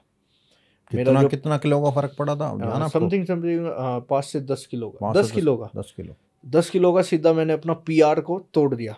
जो मेरा पर्सनल रिकॉर्ड था जिम का वो मैंने तोड़ दिया। वो भाई सीधी चीज़ है, जब कोई बंदा नई नई चीज़ लेता है और वो तुम्हें रिजल्ट दे, वो एडिक्शन। अलग ही कॉन्फिडेंस आता है। अब भाई मैं खुश था मन में कि भाई अब नेशनल रिकॉर्ड नहीं बचना। तो देन अच्छे करके मैंने मेहनत की। उसके बाद दिन दिन में अलग मेहनत थी मेरी, सुबह के टाइम, शाम को अलग मेहनत थी और डाइट की अलग मेहनत थी। सब चीज़ें एक मतलब पूरी कंसिस्टेंसी के साथ मैंने अपनी मेहनत की। और उसके बाद देन हमारे नेशनल का टाइम आ जाता है। नेशनल हमने खेला, वहाँ पे देखा बहुत ही, नेशनल मैंने पहली बार देखा वहाँ पे कि किस किस तरह के वहाँ पर लोग आते हैं, एथलीट जो थे। एथलीट किस तरीके के आते हैं। और ख़ासकर जो वुमेन एथलीट होते हैं हमारे, वो मैंने देखे। क्योंकि जो पावर लिफ्टर हैं तो इतने तगड़े तगड़े हो कि भाई मेरी देख के आँख बाहर आ रही है भाई, ये कितना वेट मारते होंगे ये। जो लड़के थे 120 प्लस कैटेगरी के, तो मैं उन्हें देख रहा था भाई ये वेट कितना मारते होंगे। और हुआ भी वही, जब स्टेज पे मैंने उन्हें देखा तो उनकी रोडें भर रही हैं, कोई 300, 350, 380 तक जा रहा है। तो मेरी भी आँख फट के हाथ में आ गई भाई, ये क्या हो रहा है, ये क्या हो रहा है। तो देन अपनी भी बारी आई भाई, और जैसा कि अपने पापा को प्रॉमिस किया था, कोच को प्रॉमिस किया था, हुआ भी यही कि आपके भाई ने वहाँ पर सारे रिकॉर्ड ब्रेक कर दिए सिवाय एक डेड लिफ्ट का रिकॉर्ड छोड़ के। मैंने वहाँ पर बेंच का रिकॉर्ड बनाया, अपने नाम किया, जो कि मेरा 162 किलो की बेंच प्रेस मैंने वहाँ पर बनाई और अपना नेशनल रिकॉर्ड बनाया। अपनी कैटेगरी में आप टॉप पे थे? अपनी कैटेगरी में मैंने 120 प्लस कैटेगरी में मैं खेला था। तो वहाँ नहीं, 120 में मैं खेला था, 120 कैटेगरी में। तो वहाँ पर मैंने 162 किलो की बेंच प्रेस मारी। अब वो पता लगा कि रिकॉर्ड टूट गया। मैं अपने कोच की तरफ को देख रहा हूँ कि ये क्या हो गया। मेरे कोच ने बोला था 210 220 लेके जानी पड़ेगी। तो वो कोच है भाई, मैंने आपको पहले बताया, वो अपनी अगले नेक्स्ट स्टेप की स्ट्रेटेजी बना के चल रहे थे। तो वहाँ पे पता लगा रिकॉर्ड बन गया दूसरी लिफ्ट में। फिर देन हमारी स्क्वाट हुई, डेड भी हुई। तो स्क्वाट का भी मैंने रिकॉर्ड तोड़ दिया। 272 किलो की मैंने स्क्वाट ऑन स्टेज मारी, जिसका मैंने नेशनल रिकॉर्ड बनाया सब जूनियर का ऑल इंडिया में। देन हमारी डेड लिफ्ट हुई, डेड लिफ्ट में भी मेरा मेडल पड़ा। मेरा सेकंड सिल्वर मेडल पड़ा था डेड लिफ्ट में। और ऑल ओवर का मैंने रिकॉर्ड तोड़ा, टोटल का वो मैंने रिकॉर्ड तोड़ा, और ऑल ओवर में मेरा गोल्ड मेडल आया। तो सब जूनियर में अपनी कैटेगरी में मैं वहाँ पर पहले नंबर पे रहा और सारे रिकॉर्ड अपने नाम करे वहाँ पर, सिवाय डेड लिफ्ट के छोड़ के। तो उस टाइम मेरी खुशी का कोई ठिकाना नहीं था, कुछ नहीं था। तो सत्यम भाई, आपकी जो सब जूनियर में खेले थे, आपकी एज क्या थी उस टाइम? तो जैसे कि मैंने आपको बताया 18 से नीचे नीचे वाले सब जूनियर में होते हैं। तो ये सब रिकॉर्ड मैंने 17 साल की उम्र में तोड़ दिए थे। तब मेरे पापा मेरी मम्मी उस चैम्पियनशिप में नहीं थे। हमारी वो चैम्पियनशिप जो हुई थी वो हमारी लखनऊ में हुई थी। मैं तो नाम भी भूल रहा हूँ, कोई नहीं याद आएगा तो बताऊंगा। तो सत्यम भाई, एक क्वेश्चन और है मेरे पास। अभी जो है एक इन्फ्लुएंसर है सिंगा, वो भी पावर लिफ्टिंग करते हैं। तो अभी क्या, वो जैसे जिम में वेट वो अच्छा खासा मार लेते हैं, बाकी जब कंपटीशन के टाइम अभी एशिया में उन पर वेट अच्छे से लिफ्ट हुआ नहीं। तो क्या फ़र्क होता है कि जिम में मारना और कंपटीशन में मारना, कितना फ़र्क होता है? अब आजकल एक क्रेज बहुत चल रहा है जिसे हम नेटी करके कुछ बोलते हैं। हाँ, तो चलो मैं उस चीज़ पे नहीं एक जा नेटी रहा। तो मैं उस चीज़ पे नहीं जा रहा। मैं बेसिकली एक बहुत कॉमन सी चीज़ बताता हूँ जो एक पावर लिफ्टर के साथ होती है, एक नॉर्मल स्टूडेंट के साथ होती है। आपको जैसे कि मैंने बताया, अब हमारी जो नेशनल की चैम्पियनशिप हुई थी वो हुई थी लखनऊ में। बहुत सी चैंपियनशिप ऐसी है कि इंडिया के नेशनल का तो मतलब यही है भाई, ऑल इंडिया किसी भी स्टेट में आपका चैंपियनशिप हो सकता है। होने को दिल्ली हो जाए, यूपी में हो जाए, कहीं से भी एथलीट कहीं भी एथलीट तो आता ही है। चैंपियनशिप कहीं पे भी हो सकती है। तो साउथ में हो सकती है। अब सीधी सी चीज़ है, अगर आपको साउथ में जाना है तो भाई ट्रैवल आपका कम से कम 2 दिन का रहने वाला है। 2 दिन के ट्रैवल में आपकी पूरी बॉडी टूट के जा पड़ेगी, सीधी चीज़ है। अब जो बंदा एक अच्छा एथलीट होगा, पैसे वाला एथलीट होगा, वो तो फ्लाइट करके 2 घंटे में पहुंच जाएगा, सीधी चीज़ है, वो बिल्कुल फ्रेश रहेगा। पर जो बंदा ट्रेन से जा रहा है, तरह तरीके से जा रहा है, कार से भी जाते हैं बहुत लोग, तो टूट चुके हैं भाई ऑलरेडी। आपको तो पता है ट्रैवल का क्या। तो पहला मेरा मानना ये है कि सबसे बड़ा कारण ये होता है लिफ्ट, ट्रैवलिंग जो है, ट्रैवलिंग आपकी ट्रैवलिंग फटीग के कारण जो है। बट कुछ वो बंदे मेरे हिसाब से, जो मैं जिनकी बात कर रहा हूँ, वो फ्लाइट से ही गए होंगे, तो उसमें भी फटीग हो जाती है आई थिंक। बिल्कुल होती होगी। दूसरा कारण मैं आपको बताता हूँ कि इसका कारण क्या होता है कि पीसीटी। अब ये जो डोप टेस्ट होता है, इससे बचने का भी तो कुछ ना कुछ जुगाड़ होगा। वैसे वॉश आउट करते हैं, वॉश आउट जिसे हम बोलते हैं। तो बहुत से लोग सोचते हैं कि भाई हमने जो माल ठोका है, जो जो चीज़ें ली हैं, वो हमने जो कई महीनों से लिया है, वो हम 2 दिन में, 3 दिन में या 15 दिन पहले निकाल देंगे। पर आपको भी पता है, सबको पता है, ये चीज़ें इम्पॉसिबल है, ऐसा कुछ नहीं होता। पर हाँ, अपना टेस्टोस्टेरोन आप कंट्रोल में ला सकते हो। जो लोगों का टेस्टा बहुत ही हाई लेवल पे हिट हो चुका होता है, बूस्ट होता है। अब आप सिंगा की बात कर रहे थे, तो सेम है भाई, हर एक बंदा ये चीज़ करके जाता है। तो अभी हमारा टेस्टा एक पीक लेवल पे बिल्कुल बूस्ट है, देन आप उसे एकदम डाउन कर रहे हो। हमारे टेस्टिकल टेस्टा बनाना एकदम बंद कर देते हैं, तो वो तो डाउन आ गया ना। अब वो अगर डाउन आया है तो हमारी पूरी बॉडी उस पर टिकी हुई है, हमारी परफॉर्मिंग पे भी असर पड़ने वाला है। देन तुम उसे एकदम फिर नेचुरल लेके जाते हो, तो वो उतना रिकवर नहीं कर पाएगा 15 दिन में। तो लोग सोचते हैं हम 15 दिन में पूरा वॉश आउट कर देंगे, वो जाएंगे, और फिर स्टेज पे जाके वही हो रहा होता है। आप वॉश आउट हो रहे होते हो, लिफ्ट डाउन हो जाएगी, सारी लिफ्ट आपकी फेल भी हो सकती है, जितना आप सोच के जाते हो वो लगता भी अभी नहीं है। देखा मैंने, उनका लिफ्ट फेल हो गई थी। हाँ यही होता है। और देन फिर एक्सक्यूज तो बनाते हैं भाई सब कि भाई हमारे साथ ये हो गया। किसी के साथ रियलिटी भी है बट अधिकतम होता यही है। ये मैं एक कड़वा सच भी बता रहा हूँ आजकल के एथलीट का। तो यही रीज़न है कि वॉश आउट के चक्कर में उनकी जो है लिफ्ट डाउन हो जाती है। हाँ ये भी, ये सबसे बड़ा मेन रीज़न आई कारण थिंक मेरे को भी यही लग रहा है कि हाँ भाई, अब स्टेरॉइड नहीं थोड़ा सा होता है, ये बिल्कुल निकालते हैं होता है। तो पावर भी डाउन होगी अब बेसिकली। हमने बेसिकली किया है, हमने स्पोर्ट किया है, तो इसीलिए मैं इतने कॉन्फिडेंस से आपको बोल जैसे भी सकता हूँ। आपका भी है, आपने जिम में 415 का स्क्वाट मारा हुआ है किलो का, और ऑन स्टेज आपकी 387 इसमें किलो। भी ये दोनों चीज़ें हैं, ये दोनों चीज़ें हैं। पहला अपना डोप टेस्ट का डर, हम्म, दूसरा अपना ट्रैवलिंग। हमारा तो जो जितना भी ट्रैवल हुआ है वो सब ट्रेन से हुआ है, तो उसमें भी मसल फटीक हो चुकी हैं, हम्म, दुनिया भर की चीज़ें। और उसमें भी आप बोल सकते हो भाई, मैं एक्सेप्ट करता हूँ 410-15 किलो जो बंदा मार रहा है वो स्टेज पे जाके 390 किलो मार रहा है। वैसे तो काफ़ी बड़ी बात है वो भी, तो पर फिर भी बहुत डाउन आ चुका हूँ भाई उस दस टाइम पे। 15 किलो का फर्क हो गया। ज़्यादा का हो गया, 20 बीस किलो का हो पच्चीस गया, किलो हो बीस गया, हाँ। 30 किलो का पहुँच चुका है। तो सेम है, हर एक एथलीट के साथ ये चीज़ें होती है, बट जो नेचुरल चल रहा है ये चीज़ें उसके साथ भी होगी। हाँ, स्टेज का थोड़ा सा उसका, नर्वसनेस भी होती है। हाँ नर्वसनेस भी, जो नेचुरल चल रहा है उसका कारण रहेगा ट्रैवलिंग। ये सीधी चीज़ है, बॉडी तो ये सबसे बड़ा कारण होता है। तो जैसे सत्यम भाई, आज के टाइम पे क्या स्टेरॉइड काफ़ी पॉपुलर है, नए नए बंदे जो जिम जा भी नहीं रहे, अभी बिगिनर ही हैं, वो भी स्टेरॉइड का यूज़ करने लग रहे हैं, अब्यूज़ कर बोलते हैं बेसिकली उसको। तो अभी मैं देखता हूँ काफ़ी इंस्टाग्राम पे लोग वीडियो लगा लगा के दिखा रहे हैं वो अपने वीडियो में। तो क्या ये स्टेरॉइड का अब्यूज़, मतलब साइड इफ़ेक्ट क्या आते हैं इनके, कौन कौन से स्टेरॉइड काफ़ी ज़्यादा यूज़ हो रहे हैं, जैसे डेका टेस्ट हो गया काफ़ी, और डायनाबोल काफ़ी बहुत सस्ती जो है, सब में सस्ती डायनाबोल आते हैं आई थिंक। देखो मैं ऐसे एक स्टेरॉइड को तो नहीं पकड़ूंगा, मैं सीधा से एक ही चीज़ बोलूँगा कि भाई जितने भी एनाबॉलिक्स हैं उनका सीधा सीधा असर होता है आपके जेनेटिक्स पे। और यही कारण है कि बहुत से लोगों का आपने देखा होगा गायन हो जाती है, किसी गाइनोकोमास्टिया। के पिंपल्स हो जाते हैं बुरे, बहुत बुरी तरीके से फुल बॉडी पे पिंपल्स हो जाएंगे, किसी की आवाज़ बदल जाती है, हेयर लॉस होने लगता है, पूरी बॉडी पे एकदम हेयर आने लगेंगे, बड़े बड़े बाल आने लगेंगे, उसकी एज ज़्यादा दिखने लगेगी। हम्म, ये सब कॉमन साइड इफ़ेक्ट्स हैं। अब इन्हें कंट्रोल करवाता है आपका कोच, आपके न्यूट्रिशंस, आप किस तरीके की उनकी सपोर्टिव न्यूट्रिशंस उनके साथ मतलब उनको आपने ऐड रिड्यूस कर रखी हैं। रिड्यूस कर सकते हैं उन साइड हाँ इफ़ेक्ट को। बिल्कुल भाई, उन्हें कंट्रोल करने के लिए भी तो कोई ना कोई चीज़ होनी चाहिए ना।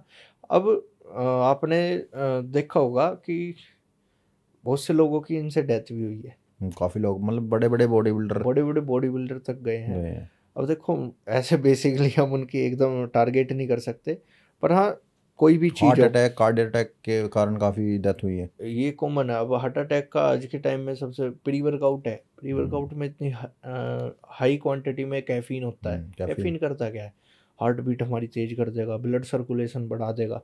वही सीधी सी चीज़ है, एक हार्ट है, इतना सा पार्ट है वो, उसमें तुम अगर अ, रफ्तार से खून भर रहे हो, पंप कर रहे हो, ब्लड को पंप कर रहा है वो, तो वो फटेगा भाई। तो देन हार्ट अटैक आ गया सीधी।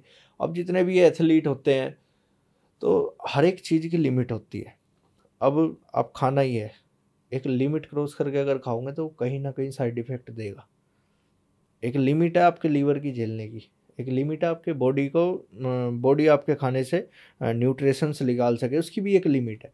तो सेम है भाई, स्ट्राइड भी एक लिमिट मतलब तक, जेनेटिक्स के ऊपर डिपेंड भी है, किसी की लिमिट कम है, किसी ज़्यादा को है। सूट ही नहीं करती है चीज़ें, तो साइड सेम है। इफेक्ट भी आई थिंक मेरे हिसाब से मैं देखा काफ़ी लोगों के, मतलब किसी का कुछ साइड इफेक्ट आ रहा है, किसी का कुछ आएगा। डिफरेंट हर डिफरेंट, किसी के सेम नहीं आएगा। नहीं किसी के सेम नहीं आएगा, किसी का आएगा ही नहीं। हाँ, किसी का ऐसे बहुत कम आएगा, थोड़ा जो सा आ बहुत गया। अच्छे तरीके से लेगा, गाइडेंस से लेगा, सपोर्टिव चीज़ें चला कर लेगा, उसके आएगा ही नहीं। आप बता ही नहीं बिल्कुल। सकते कि इस बंदा, ये बंदा एनाबॉलिक्स में है। तो सत्यम भाई, अभी जैसा देखते हैं कि काफ़ी इंडिया में काफ़ी पॉलिटिक्स चलती है, इवन स्पोर्ट्स में भी काफ़ी धांधलेबाजी, करप्शन है। तो कभी आपने फेस करा है या फिर देखा है कि कैसे चीज़ें चेंज होती हैं? मेरा ये कारण ही रहा है स्पोर्ट्स छोड़ने का। आपने अभी छोड़ चुके हैं स्पोर्ट्स? हाँ मैं इसी वजह से छोड़ चुका हूँ। दूसरा मेरे पापा की डेथ हो चुकी थी, दूसरा कारण मेरा ये है। पर पहला कारण यही है कि करप्शन जो है। करप्शन वैसे तो हर फील्ड में है, स्पोर्ट में भी है, और मैं बोल लूँगा सबसे ज़्यादा स्पोर्ट में ही है। अब वो है क्यों, देखो हर एक कोच चाहता है कि उसका एथलीट। एथलीट टॉप पे हो। हर एक, अगर उसका एथलीट टॉप पे होगा तो उसका ऑटोमेटिक उस कोच का नाम भी टॉप पे होगा।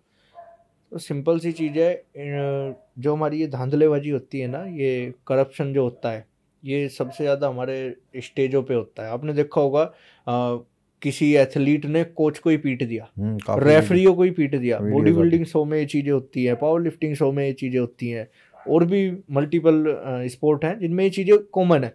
उसका कारण यही है, ये एक स्पोर्ट का काला सच भी मान लो आप एक तरीके से, कि अपने एथलीट को या हर चीज़ बिका हुआ पैसा है तो उसे कमाने के चक्कर में हर एक रेफरी भी अपना ईमान भी बेच देता है। बिजनेस बना दिया बेसिकली, बिजनेस बना दिया है कि स्पोर्ट को। इसलिए आई थिंक इंडिया के मेडल नहीं आ पा रहे मेरे हिसाब से। सबसे बड़ा कारण है ये।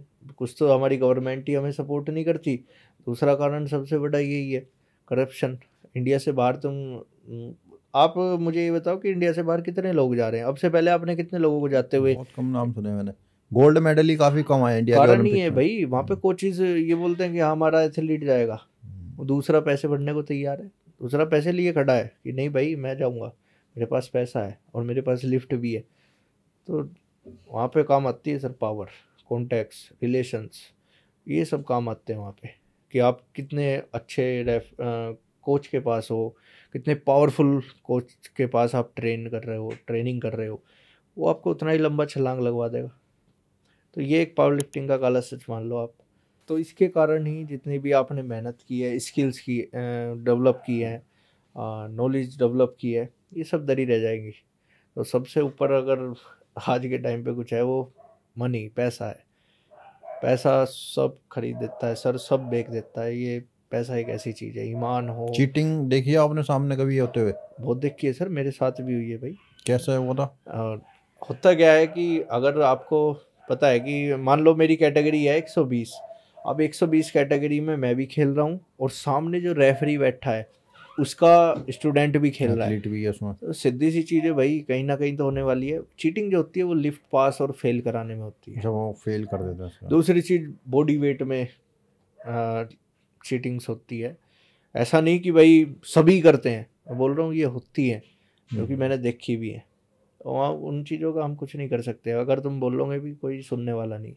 एक बंदा है इंस्टाग्राम पे आरजे देवगन करके, तो बढ़िया नॉलेज दे रहा है सब चीज़ें, मुझे कोई प्रॉब्लम नहीं। पर उस बंदे ने पॉडकास्ट में एक चीज़ बोली है कि भाई जो डोप वाले होते हैं, जो नाडा वाले होते हैं, आप उससे सेटिंग कर लोगे, आप वो आपको लेके जाएंगे और आप उसमें पैसा भरोगे और वो आपको छोड़ देंगे कहीं। ऐसा कुछ नहीं होता भाई। अगर उन्हें दिख रहा, मैं आपको बताऊं, देखो इसमें भी पॉलिटिक्स मान लो या एक तरीके से वो मान लो, आप कोचिस की प्लानिंग मान सकते हो। अगर आपकी नाडा वालों से पहचान है, आप हो, आपका स्टूडेंट खेल रहा है उसी कैटेगरी में, दूसरा बंदा है एक और उसका भी स्टूडेंट खेल रहा है उसी कैटेगरी में, वो उसे टक्कर दे रहा है बढ़िया, तो भाई या तो वो चीटिंग करके हराएगा, स्टेज पे चीटिंग करके हराएगा, वहाँ पे उसकी चीटिंग नहीं चलने की, वो दोनों बढ़िया खेल रहे हैं चलो। दूसरा ऑप्शन वो आता है, वो नाडा को इन्फॉर्म करेगा कि भाई ऐसे ऐसे ये बंदा 101% एनाबोलिक पे टिका हुआ है, एनाबोलिक पे है, इनहेंस है, तो देन उन्हें इन्फॉर्मेशन मिल चुकी है, वो ले जाएंगे भाई। सीधी चीज़ है, वो खुद देखेंगे कि ये टॉप पे चल रहा है इतनी एज की। असल में जो टॉप वाले होते हैं, जो नाडा वाले होते हैं, वो तुम्हारा पूरा बायोडाटा निकाल देते हैं मिनट में, कितनी एज से कब से वो खेल रहा है और कितने मेडल उसने अचीव करे हैं और इतने कम टाइम में वो यहाँ तक कैसे पहुँच गया। हाँ, थोड़ा सा वो उस ऐसे ही वो हाथ नहीं डालते भाई। तो इस तरीके से वो पूरा इन्फॉर्मेशन, अगर कोई बंदा जल्दी पहुंच रहा है उस लेवल तक तो उसको कैसे पहुंच रहा है, उसको वो करते हैं पूरा, तो वो उसे टारगेट करते हैं, देन ले जाते हैं भाई। तो ऐसा कुछ नहीं है कि भाई वो मुझे लेके गए और पीछे जाके मैंने उनकी जेब में पैसा भर दिया, वो उनका काम है, वो करेंगे भाई। मतलब अच्छे से करते हैं, वहाँ करप्शन नहीं है। या तो जो बच गया उनकी नज़रों से बच गया, बच रहा है वो बच रहा है। जिस दिन उन्हें शक हुआ तुम उनकी नज़रों पे चढ़े तो तुम गए भाई, बैन कर देते हो। हाँ, फिर आपके बैन लगता है आप पे 3 साल का, 5 साल का। आप किसी भी फेडरेशन से नहीं खेल सकते या फिर उस फेडरेशन से नहीं खेल सकते, तरह तरह के बैन होते हैं, वो लगते हैं। तो ऐसा कुछ नहीं है भाई कि वो बंदा बोल रहा है कि पैसे देकर हम छूट जाएंगे। मैं आपको एक एग्जांपल देता हूँ अभी का। हमारे गुरुजी हैं मुकेश गहलोत जी, जिन्हें हम सब गुरुजी बोलते हैं और मैं भी गुरुजी मानता हूँ। तो उनका एक पावर लिफ्टर है, एक उनका स्टूडेंट है राहुल नाम का, हो सकता है आपने देखा भी हो उसकी स्क्वाट। तो उन्होंने अभी उनकी वीडियो आई थी कि अनऑफिशियल उस बंदे ने रिकॉर्ड बनाया है ऑल इंडिया में रो स्क्वाट का, किसी भी कैटेगरी में भी। कितना कितना? वो शायद 370 के करीब उस बंदे ने रो मारी है। तो एक पीछे की बात मैं आपको बता देता हूँ कि उस बंदे पे ऑलरेडी बैन लग चुका है 5 साल का, नाडा की तरफ से। नाडा की तरफ से। मैं आपको सर्टिफिकेट भी बता दूंगा, आप दिखा भी सकते हो उसे। वैसे आप, हम किसी की ऐसे डायरेक्टली दिखा नहीं सकते, पर ये एक मतलब नाडा अच्छे से काम करती है बेसिकली वो टेस्ट करने में। वही चीज़ है जो मैंने आपको बताया, अगर उनकी हत्ते कोई चढ़ गया, निगाह में चढ़ गया, तो वही वो उठाएगी। ऐसा कुछ नहीं है पीछे जाके तुम पैसे दो। अभी रिसेंटली ICN है कि उसमें नेचुरल कंपटीशन होते हैं बॉडी बिल्डिंग के, तो उसमें एक बंदे का भी एक और बैन करा हुआ उन्होंने अभी। उन्होंने उसको, उसमें क्या होता है कि वो कभी भी सडनली टेस्ट कर लेंगे आपको, यानी कि कंपटीशन के यही टाइम होता करना है। है, यही होता है। उन्होंने अभी टेस्ट करा और कुछ ऐसा ड्रग पाया गया उसके शरीर में, उन्होंने बैन कर दिया उसको। तो यही होता है। काफ़ी लोग बच भी रहे हैं जिनकी नज़र में नहीं आ रहे। बस नज़र का भी खेल है, और दूसरा आप बोल दो कि भाई बचने के तरीके भी हैं। वॉश आउट जिनके कर पास लिया, अच्छे हाँ। कोचिस हैं वो बचा भी सकते हैं मतलब उन्हें। बेसिकली ले सब रहे हैं। हाँ, फेक एनिटीज का बहुत चल रहा है आजकल, मतलब फेक एज दिखा देते हैं और कहते हैं हम नेचुरल ये हैं। तो सबसे बड़ा स्कैम है आज के टाइम में, हर एक स्पोर्ट में, पावर लिफ्टिंग में नहीं, हर एक स्पोर्ट में ये सबसे बड़ा स्कैम है कि लोगों की एज पहुंच चुकी है 26-26 साल, 27-27 साल। वो बता रहे हैं अपने आप को 20 साल का हूँ मैं, 18 साल का हूँ मैं। आप अभी 22 साल का हूँ मैं। और मेरी अब कोई बंदा बता भी सकता है कि हाँ 22-23 साल का ये है, 24 बता सकता है, मैं रियलिटी बोल रहा हूँ। अब से 4 साल पहले की, 5 साल पहले की मेरी आप फोटो लगाना, वो मैं डेफिनेटली कोई भी नहीं बता सकता कि ये 18 साल का है, ये 17 साल का है। कुछ नहीं है ना, मेरे दाढ़ी है ना कुछ है, कुछ नहीं है मेरे मतलब पे। स्टेरॉइड से थोड़ा सा एजिंग हो जाती है। अलग। सत्यम भाई, जैसे अभी पावर लिफ्टिंग कर रहे हैं आपने पावर लिफ्टिंग में करियर बनाने की कोशिश करी आपने, कि आप छोड़ चुके हैं आप, तो क्या करियर बनाना सही है पावर लिफ्टिंग में? और फाइनेंशियल कैसी चीज़ें हैं कि कुछ मिलता है या फिर सारा अपने घर से ही लगाना पड़ता है? देखो जी, ये सीधी चीज़ है, गांव में कहावत भी है कि अगर किसी के घर का नाश करना हो तो उसके घर में पहलवान पैदा कर लो। तो सीधी सी चीज़ है, घर का गेट बनते हुए देर नहीं लगती, और स्पोर्ट में खासकर। तो इसमें अधिकतम घर से ही फूकना होता है, हमारी तो गवर्नमेंट मेडल इसमें। जैसे मिलते हैं तो कुछ प्राइज मनी कुछ नहीं है? कुछ नहीं होता सर, कुछ भी नहीं? कुछ नहीं। मैं नेशनल तक खेला हूँ, मुझे आज तक कोई गवर्नमेंट की तरफ से कैश प्राइज नहीं दिया गया या कोई अमाउंट नहीं दिया गया। मैं ऑल इंडिया इंटर यूनिवर्सिटी तक खेला हूँ। पर हाँ, अगर बात करें करियर की, लोग एज ए करियर जो कर रहे हैं, तो इसमें करियर आप बना सकते हो। आप रेलवे में जॉब पकड़ सकते हो। रेलवे में जॉब मिलने के बाद हाँ, रो सेटल हो पावर। सकता है थोड़ा। हाँ, वहाँ पे अगर आप गवर्नमेंट जॉब में जाना चाहते हो, देखो मैंने तो मेरा जब ऑल इंडिया इंटर यूनिवर्सिटी में नंबर भी आया तो मैं रेलवे की जॉब पकड़ सकता था, सारी चीज़। तो उसके बाद हुआ क्या, वो पापा एक्सपायर हो गए तो मैंने अपना गेम ही छोड़ दिया था। तो वरना मैं रेलवे में सिलेक्ट, ये मान लो कि हो ही गया था। तो मेरी साथ का जो बंदा खेल रहा था, गौरव शर्मा नाम से है, वो रेलवे में है अब। मेरी साथ ही खेलता था वो 120 में खेलता था, मैं 120 प्लस में। अब दूसरी चीज़ करते हैं, और कैसे करियर हम इसमें बना सकते हैं। दूसरा स्टार्ट कैसे करें, मतलब बेसिकली स्टार्ट करके कैसे पहुंच सकते हैं? करियर वो तो सिंपल सी चीज़ है भाई, हर एक जितनी भी वैकेंसी आती है वो रिक्वायरमेंट मांगते हैं। आपका मेडल नेशनल लेवल पे होना ज़रूरी है, या एशिया लेवल पे जॉब हो, लेने के लिए? जॉब लेने के लिए, या ऑल इंडिया इंटर यूनिवर्सिटी हो, या नेशनल से हो, गवर्नमेंट। गोल्ड मेडल वालों को मिलता है या हाँ, फिर ब्रॉन्ज वहाँ पे तक क्या में? होता है कि वहाँ पर भी आपका कंपटीशन होता है। अच्छी अच्छी। अब ऑल इंडिया पे वैकेंसी निकली, उसमें आपने भी पार्टिसिपेट किया, मैंने भी पार्टिसिपेट किया, हम दोनों एक ही कैटेगरी के हैं। किसे जॉब देगी रेलवे? जो हम में तगड़ा होगा, हमारे बीच दोबारा उनमें कंपटीशन होगा, कंपटीशन होगा देन जो मिले। हम में जीतेगा वो सिलेक्ट होगा देन। तो सेम है, आपके पास नेशनल का मेडल होना ज़रूरी है, वो भी अगर नेशनल का है तो गवर्नमेंट अप्रूव्ड फेडरेशन से। आधे से ज़्यादा लोग ऐसे हैं जो प्राइवेट फेडरेशन प्राइवेट में खेल फेडरेशन। के बोलते हैं हम चैंपियन बन गए, वो बन गए। भाई तुम कौन सी फेडरेशन में देख रहे हो? बॉडी बिल्डिंग में भी ऐसी है काफ़ी, बहुत यही है सारी फेडरेशन, हर एक। कोई खोल लेता अपनी। तो सीधी सी चीज़ है, अब पीआई है, गवर्नमेंट अप्रूव्ड है, मैं भी पीआई से खेल रहा हूँ, जितने भी चैंपियनशिप खेल रहा हूँ। ये प्राइवेट चैंपियनशिप पे खेल के, फेडरेशन में खेल के प्राइवेट में, ये बोल रहे हैं कि हम नेशनल चैंपियन बन गए, हम वर्ल्ड चैंपियन बन गए। तो ये ऐसे तो भैया कोई भी बने बना रहेगा। तो आप गवर्नमेंट से प्रॉपर जो हमारे कैरियर के लिए मतलब गवर्नमेंट में के लिए मैं खेलना चाहिए गवर्नमेंट वाली गवर्नमेंट फेडरेशन खेलना में। पड़ेगा। दूसरा, आजकल सोशल मीडिया, अगर आप वाकई ही कुछ कर रहे हो और आप में दम है तो भाई रिप्रेजेंट करो, मतलब सोशल सोशल मीडिया पे मीडिया पे रिप्रेजेंट करो, लोगों को रिप्रेजेंट करो। खैर हमने जब अपना स्पोर्ट किया है, हम सोशल मीडिया उस पे टाइम बिल्कुल नहीं था एक्टिव नहीं था। नहीं। मैं बिल्कुल भी, मैं आपको बोलूँ, मैं अभी एक्टिव रहना स्टार्ट किया है मैंने, पहले कुछ नहीं था। तो आप वहाँ से अपना अच्छा खासा, बहुत से एथलीट स्पॉन्सर हैं, वगैरह मिल जाते इन्फ्लुएंसर्स हैं हैं। जो स्पोर्ट्स से निकले हुए आज अच्छे खासे इन्फ्लुएंसर है और अच्छी खासी अर्निंग भी कर रहे हैं, हाँ स्पॉन्सर स्पॉन्सरशिप, मिल जाते हैं, थोड़ा सा ब्रांड ब्रांड्स आती प्रमोशन हैं मिल उनके गई। पास वगैरह वगैरह। तो काफ़ी मल्टीपल सोर्सेज बन जाते हैं आपकी इनकम लेने के। वैसा कोई कैरियर नहीं है इसके अंदर। वैसे बस ये गवर्नमेंट जॉब का है आपका, ये ले सकते हो आप, उससे इधर कुछ नहीं है। क्यों बात की जाए थोड़ी सी, जो आप बोल रहे थे कि इसमें कितना खर्चा हो सकता है, तो इसके इक्विपमेंट जो हैं वो बहुत महंगे होते हैं, 20-25 हज़ार के इसमें कॉस्ट्यूम जाते हैं, जो मैं इक्विप्ड की बता रहा हूँ। डाइट हो गई, कॉस्ट्यूम्स हो गए। डाइट अलग होगी, बेल्ट अलग, बेल्ट हम्म। इसकी 8-8 10-10 हज़ार की आती है। देन जिसकी बात चल रही थी, तो ये सामान, सप्लीमेंट अलग, ये सब चीज़ें, तो कुल मिला के महीने का अगर एक एथलीट का मैं खर्चा मानूँ, अच्छे प्रोफेशनल एथलीट का 50 हज़ार कहीं नहीं गया, 50,000 रुपये लगाने कहीं पड़ेंगे। नहीं गया। तो एक मिडिल क्लास कहाँ से अफोर्ड कर सकता है?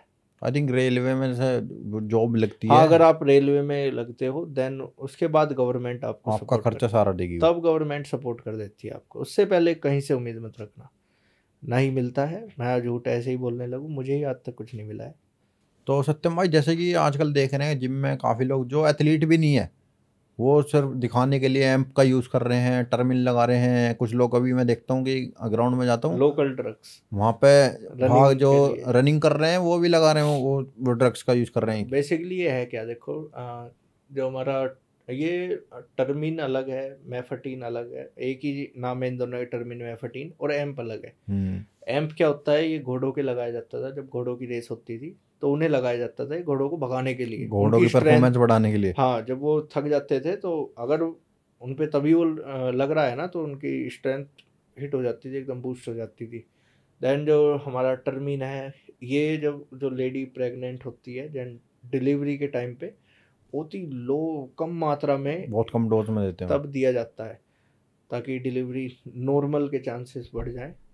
तो मुझे तो इसके बारे में खैर इतना ही पता है। देन अब बात करते हैं इसकी कि लोग इसे कैसे यूज़ कर रहे हैं।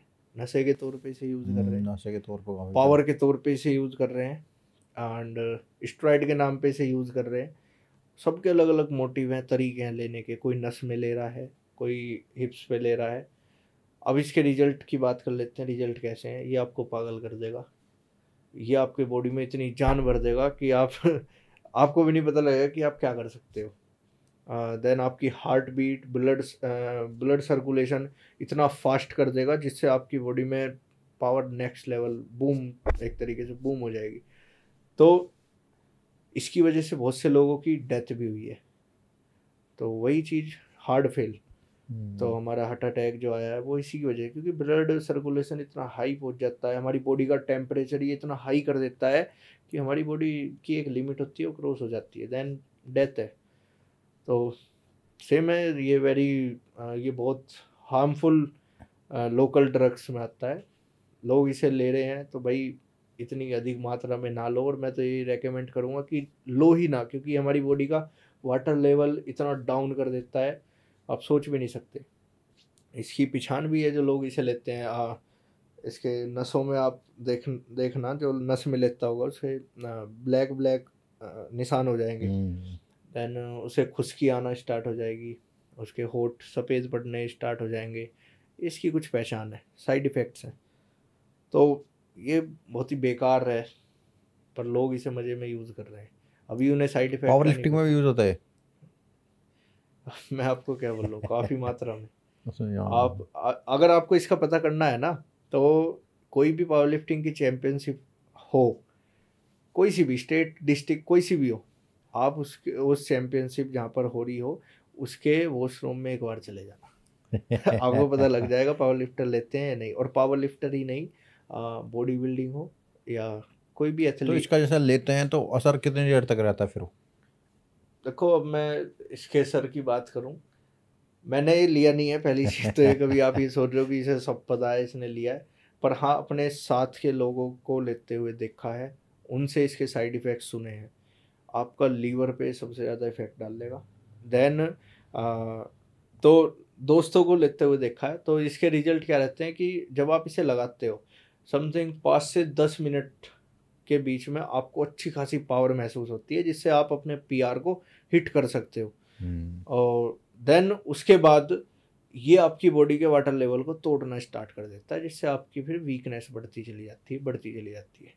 और जब इसका असर ख़त्म होने लगता है, समथिंग 24 आवर के बाद, 24 घंटे लग जाते हैं इसके असर ख़त्म होने में, तब आपको इसकी तलब उठती है। क्योंकि जब बॉडी में वीकनेस पहुंच जाती है वाटर लेवल डाउन होने की वजह से, तब फिर दोबारा तलब उठती है, भाई दोबारा लगा, अगर पावर चाहिए तो। सत्यम भाई के साथ हमने काफ़ी अच्छा पॉडकास्ट रहा, काफ़ी नॉलेज हमें मिली, पावर लिफ्टिंग के बारे में, काफ़ी करप्शन के बारे में पता चला। तो सत्यम भाई कुछ कहना चाहेंगे हमारी ऑडियंस से आप? मैं तो यही बोलूँगा कि आप अगर स्पोर्ट लाइन में हो तो एक अच्छा कोच आप हायर करें और अच्छी गाइडेंस में आप अपनी ट्रेनिंग करें।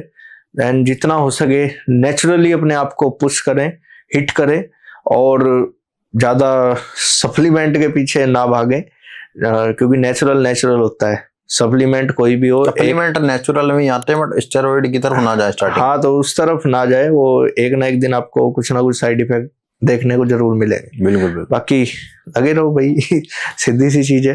तो ये था गाइस पॉडकास्ट सत्यम भाई के साथ हमारे, और इस पॉडकास्ट का एंड करते हैं यहाँ पर। काफी कुछ कमेंट हो नीचे स्पोर्ट्स से रिलेटेड और पावर लिफ्टिंग से रिलेटेड, आप नीचे कमेंट कर सकते हैं, सत्यम भाई से आप पूछ सकते हैं डायरेक्टली। बाकी इस पॉडकास्ट को एंड करते हैं यहाँ पर। Thank you.